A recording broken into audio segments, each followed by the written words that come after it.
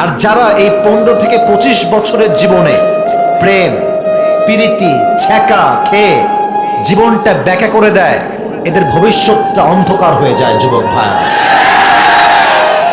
যদি বিশ্বাস না হয় তোমার বন্ধুকে দেখো, তাহলেই বুঝবা। হ্যাঁ, সারাটা জীবন প্রেম করে শেষ তোমার বন্ধুটা, এখন গাঞ্জা খাইয়া কুল পায় না। হাসির ছলে বলছি, বাট কথা কিন্তু বাস্তব। তোমরা কি গাঞ্জাখর হইতে চাও নাকি যুবক ভাইয়েরা?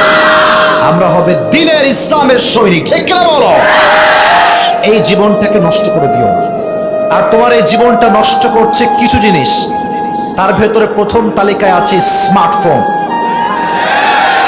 দ্বিতীয়ত আছে নষ্ট চরিত্রহীন মেয়েরা। এরা যুবকের মাথাকে টোটালি নষ্ট করে ফেলে। রূপ দিয়ে, পোশাক দিয়ে, মিষ্টি মিষ্টি কথা দিয়ে। যে মেয়ে বিয়ের আগে মিষ্টি মিষ্টি কথা বলে খুব বেশি তোমার সাথে, ওটা কাল লাগেনি, ওটা কাল লাগেনি।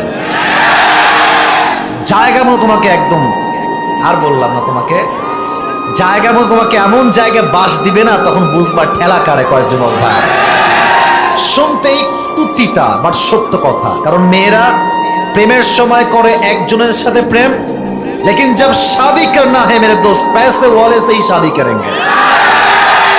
এখন টাকাওয়ালা যে তার মাথায় চুল আছে কিনা, that's not a big issue.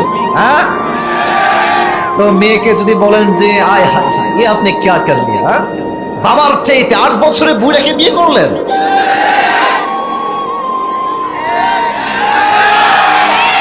বুঝি, সব বুঝি, টাকা ছাড়া আর কোনো কিছু এখানে হাত নাই। তো মেয়েরা একটু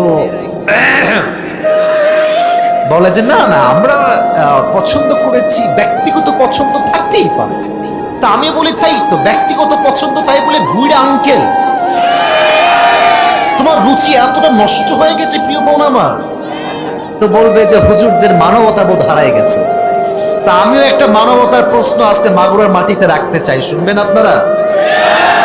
আচ্ছা, যেই মেয়েরা একজন টাকলাকে, মুরব্বীকে মানে বিয়ে করে, আগে হাসবেন না, আমার কোনো আপত্তি নাই, আমার কোনো অবজেকশনই নাই। আমার অবজেকশন এক জায়গায়, আচ্ছা তোমার এত ভালোবাসা খালি টাকলা যে টাকাওয়ালা তার জন্য উতলায়, গ্রামের সাধারণ মুরব্বীর জন্য তোমার ভালোবাসা কোথায় যায়? বুঝলে বুঝপাতা, না বুঝলে ও, ভালোবাসা খালি টাকাওয়ালার জন্য আসে। এই জন্য আল্লাহ প্রত্যেকটা মেয়েকে এটা বোঝার তৌফিক দান করো। সকলে পড়া আমিন।